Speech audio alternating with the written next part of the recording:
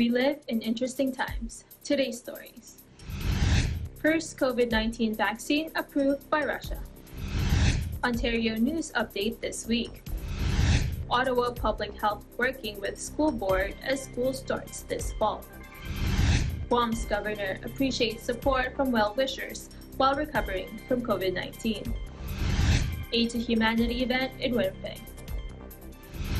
Brooklyn Nets clinch second consecutive playoff berth. Hello everyone, you're watching Eagle News International from Canada. I'm Arnie Aquino reporting from Vancouver, Canada, bringing you stories from across the globe.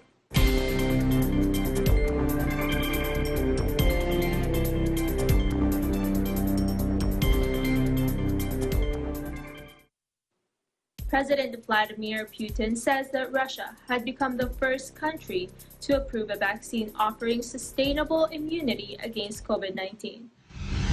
Russia has been pushing hard to develop quickly a coronavirus vaccine and said earlier this month it hoped to launch mass production within weeks and turn out several million doses per month by next year. The World Health Organization last week urged Russia to follow established guidelines and go through all the stages necessary to develop a safe vaccine. Spokesman Christian Lindmeier told reporters at the time that the WHO had not been officially notified of any Russian vaccine on the verge of being deployed. The pandemic has seen an unprecedented mobilization of funding and research to rush through a vaccine that can protect billions of people worldwide. The vaccine developed by Russia is a so-called viral vector vaccine, meaning it employs another virus to carry the DNA encoding of the needed immune response into cells. Gamaleya's vaccine is based on the adenovirus, a similar technology to the coronavirus vaccine prototype developed by China's CanSino.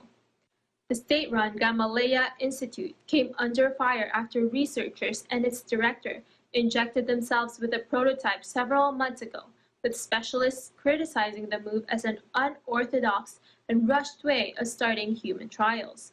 Moscow has dismissed allegations from Britain, the United States, and Canada that a hacking group linked to Russian intelligence services tried to steal information about a coronavirus vaccine from labs in the West.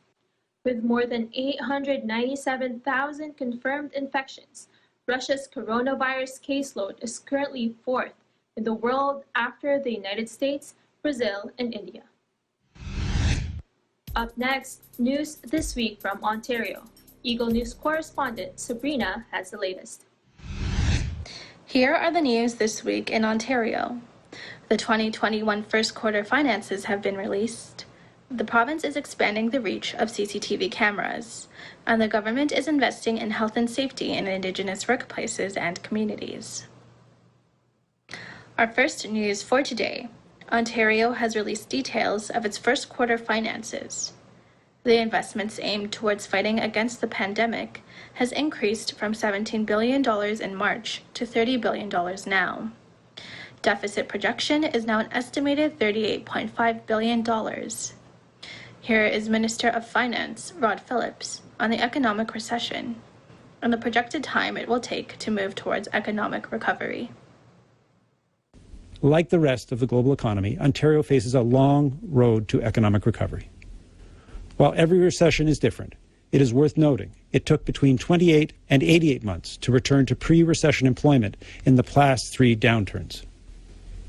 However, as Ontario gradually reopens, following the plan outlined in a framework to reopen our province, there have been recent signs of cautious optimism. In June and July, Ontario's employment increased by 528,600 jobs, and the unemployment rate decreased to 11.3%. That's why we continue to take a prudent and responsible approach to managing the pandemic, which is also reflected in the approach to the province's finances. Moving on to our next news. Aside from the fight against COVID-19 budget, the province is also spending $6 million over 3 years to expand the coverage of CCTV cameras in support of police services.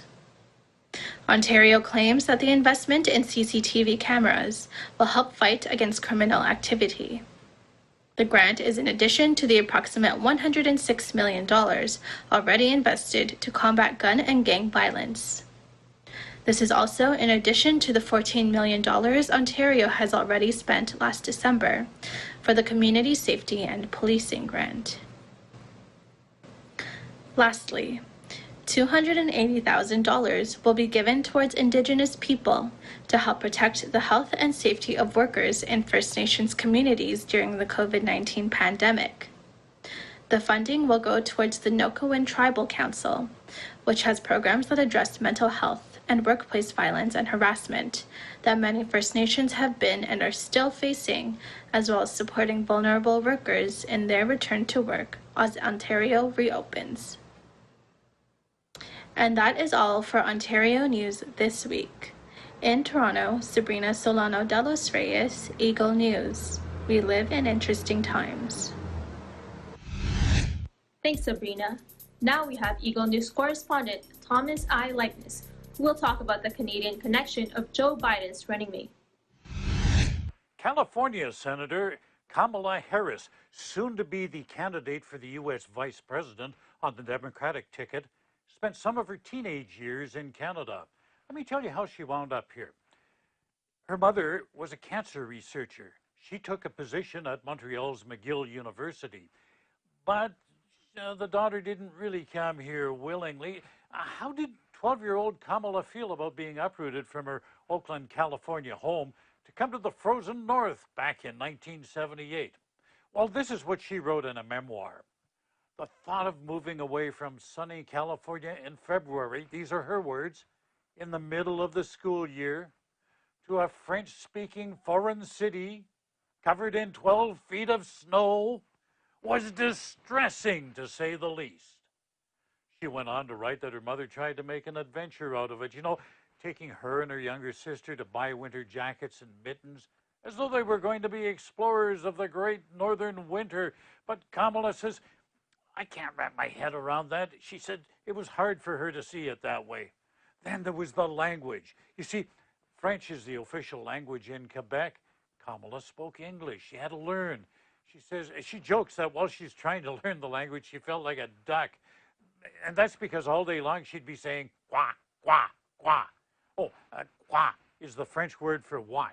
She didn't understand what's happening, so she's saying what, quoi, quoi, quoi.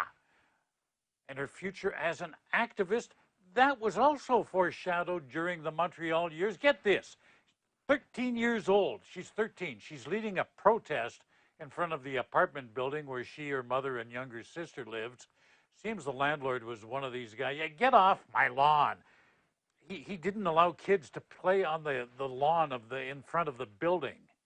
She launched a demonstration. The protest was successful. The family lived in the relatively wealthy neighborhood of Westmount in Montreal. She was active in her high school years, and according to her yearbook, her ambition was to be a lawyer. Well, she graduated from high school in Montreal in 1981, continued her education in the United States, and she became a lawyer, and you know all the rest. It'll be interesting to see if her time in Canada will influence how she views the country today. She was exposed to our healthcare system where we treat patients regardless of their ability to pay. There's no co-pays here. She has her critics, though. In energy-producing regions, such as my province of Alberta, there are fears that her environmental leanings will further demonize the image of the province's oil industry. And then there's that major pipeline project in the Midwestern United States.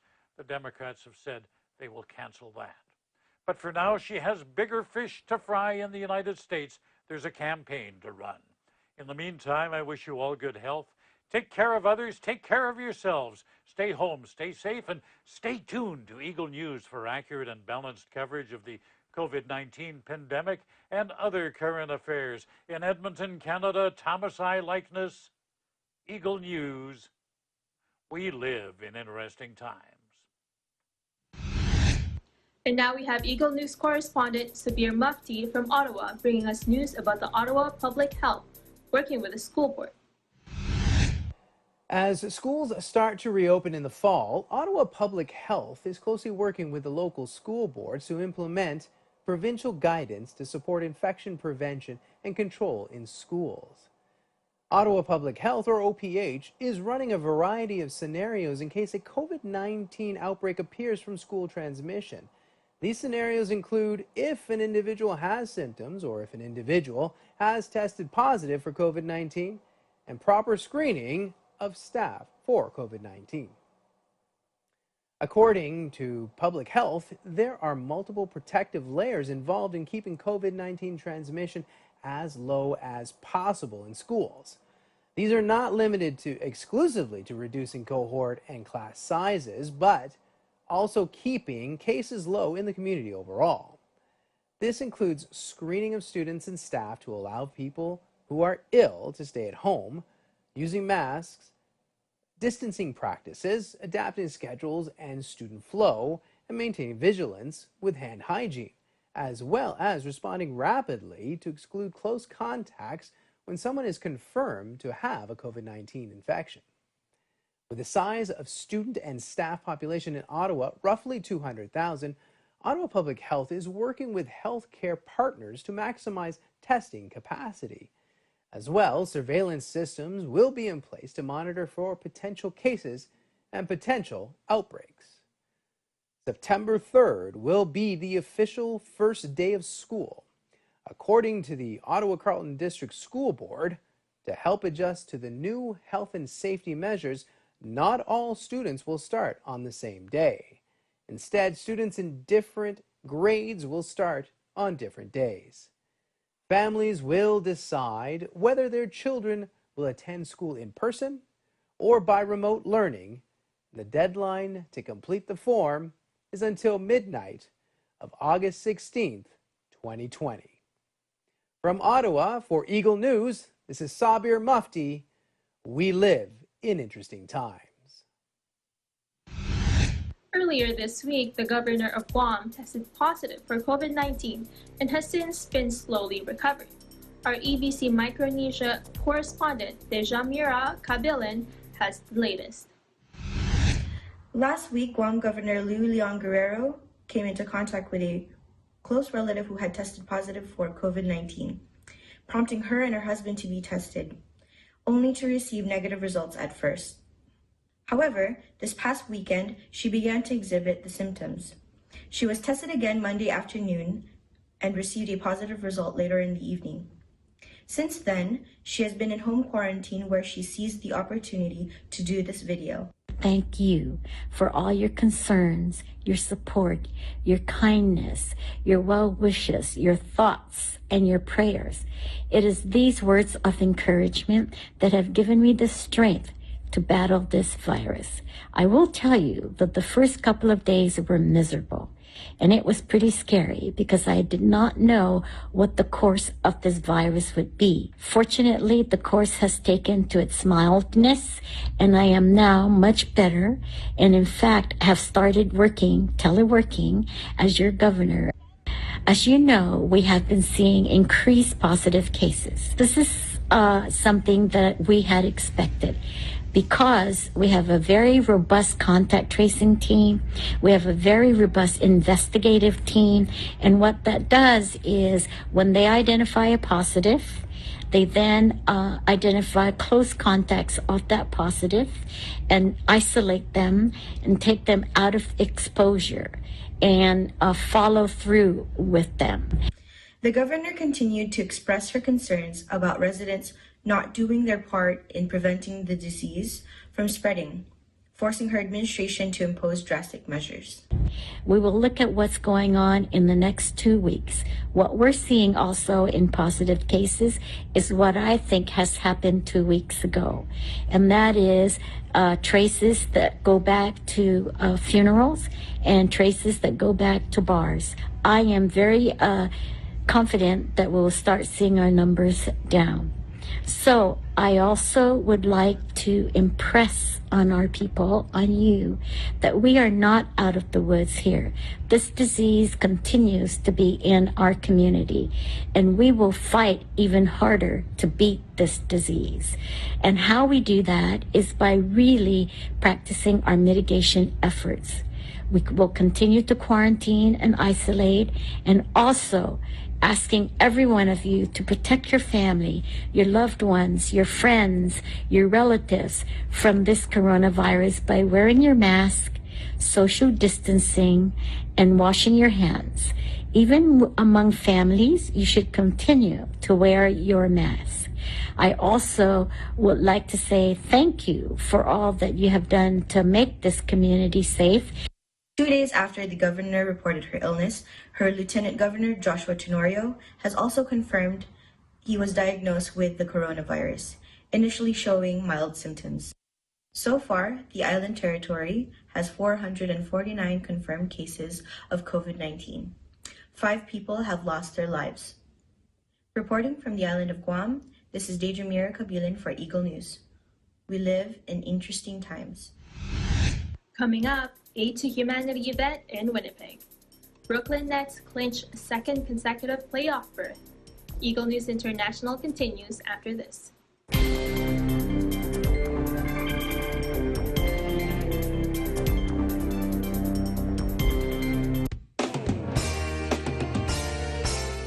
The search for the best continues. Tagisan ng Galing Part 2 is now accepting audition entries. Kung ikaw ay 21 to 59 years old at may angking galing sa pagkanta, mapa-solo, duet, trio o banda man, magpadala na ng audition entry.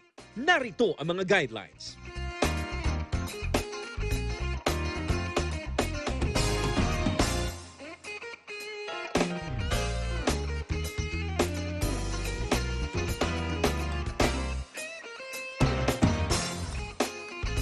Para makapagpasa ng entry sa singing category, contact Nikki sa 0977-651-9504. Ito na ang pagkakataon mo para maging tagisan ng galing grand winner at manalo ng 2 million pesos. Para sa karagdagang impormasyon, i-like ang Tagisan ng Galing Facebook page. Kaya sali na!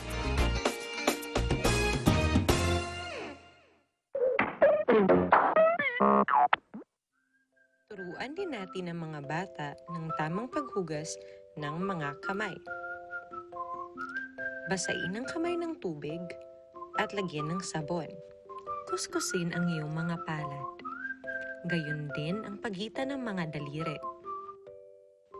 Pati na ang likod ng mga palad at daliri. Ganon din ang iyong hinalaki. Kasama ang mga dulo ng iyong mga daliri. Pagkatapos ay iyong kalapulsuhan. Gawin ito ng kahit 20 segundo. Pagkatapos ay banlawan ng tubig at patuyuin.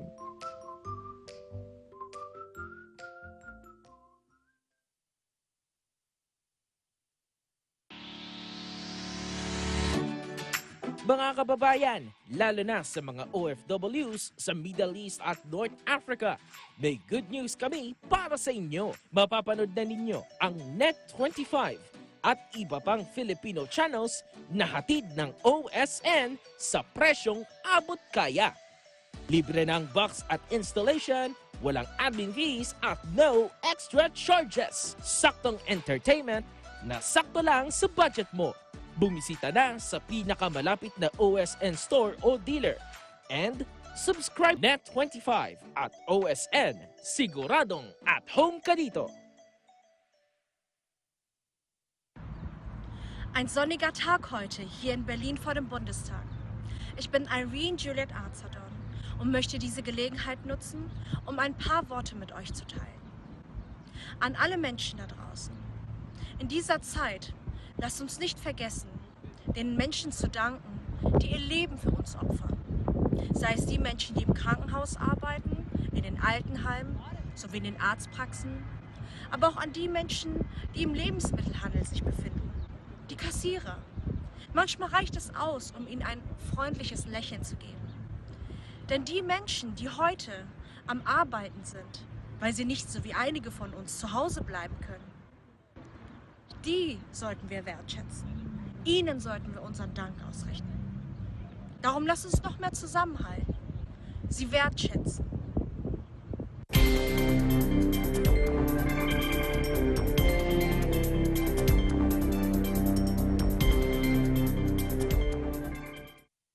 An Aid to Humanity event in Winnipeg was attended recently by MP Kevin Lamoureux. He also helped out in distributing some bags to the needy. Eagle News correspondent Kathleen Pangan reports from Winnipeg. The Iglesia ni Cristo, or Church of Christ, led through the leadership of their executive minister, Brother Eduardo V. Manalo, through the Felix Y. Manalo Foundation, continues to fulfill their pledge to those who are in need through the Aid for Humanity outreach program during these times of the COVID-19 virus. The Church of Christ continues to help all people, whether those of their faith or not. It is indeed a heartwarming feeling and a pleasant sight to see that even in these trying times, the Church of Christ continues to provide a community service that benefits everyone. It's such a pleasure to be with the brethren of the Church of Christ here in Winnipeg. You know, July 27 is a very important day. 2020? Well, we're celebrating 106 years since the church first came together. And over those many decades, we have seen so many positive, wonderful things take place. We can talk about how it's enhanced the faith and brought people together and enriched the families to the degree in which spiritually that they're better in tune with what their purpose of life is all about. We can talk about some of the many different good deeds over the years and people that have been so inspirational, the administration that has seen the church grow over the decades. Today, it's around the world. That includes here in Winnipeg North. And I've really been blessed over the last 30 years as a parliamentarian, where I've gotten to know many members of the Brethren of the Church of Christ, and they have done so much to making the community a better place. And you look behind me and you see all these caring hands that came together to put together a package to support residents in Winnipeg's North End. And you know, it doesn't really matter where it is in the world. There are people that are in need, whether it's a senior on a fixed income or individual families that find it challenging. So here in Winnipeg, the Church of Christ has really identified a community that could use that helping hand, and it's such a pleasure to be able to participate in, you know, aid to humanity, supporting people here in the North End of Winnipeg. So I just want to first and foremost congratulate whether it's Brother Manalo from the Philippines and the administration, to the administrators here in Winnipeg, and of course the brethren, the people that attend the church, say congratulations, 106 years, and to give a special thank you for recognizing the importance of contributing, giving back to the communities. This is just one of many events over the years that has taken place. So just from the community to say thank you, and I look forward to supporting and helping and possibly doing some of the distribution itself. Reporting for Eagle News from Manitoba, Canada, I am Kathleen May Pangan. We live in interesting times. Now let's head to New York. The Brooklyn Nets clinched their second consecutive playoff berth and will face the defending champions, the Toronto Raptors, in the first round of the Eastern Conference playoffs. Here's EBC Sports correspondent Tanis Umagwe with a report. It's been an up and down season for the Brooklyn Nets, but the team has punched their ticket to their second consecutive playoff berth thanks to intern coach Jacques Vaughn and the talents of Karis LeVert and Jarrett Allen. You know, punch our own ticket into the playoffs. I joke with the guys. I like my laundry being done, but nothing like doing your own laundry. So we took care of business tonight, and give credit to our guys for playing extremely well. He's done an amazing job. You know, everybody trusts Jack in the organization. You know, everybody, you know, trusts his decision making. You know, he's made several switches with the lineup, you know, with how we're playing offensively, defensively. He's been great with adjustments and things like that. You know, it's definitely been tough with the lineup we have, with the roster we have. I think he's done a great job of just, you know, adjusting and being adaptable. The guys really feed off of what he brings to the table. He's a very competitive guy, competitive coach. And obviously he's played in the league for a while, so he knows what he's doing and everyone kind of follows his lead. It'd be hard for me to be able to task somebody with keeping a team, not let alone having to bring a bunch of new guys in, having to get a lot of people accustomed to the team and how we play, bring us into a bubble, just all the factors going against him. He's been able to rally us together, rally us under his system, help us believe in him and believe in the things that he's doing for us. He's just done an unbelievable job. The Nets will take on the defending champions, the Toronto Raptors, in the first round of the Eastern Conference playoffs. Tune in to Eagle News for more highlights and updates from the NBA bubble. In New York, Tenny Sumagi, Eagle News, we live in interesting times. That's our program for today. Join us again next week as we bring stories that matter to you. Visit our website at eaglenews.net and eaglenewslive.com. Follow us on Twitter at twitter.com/eaglenews and on Facebook at facebook.com/eaglenews. Thank you for watching. I am Marnie Aquino. We live in interesting times.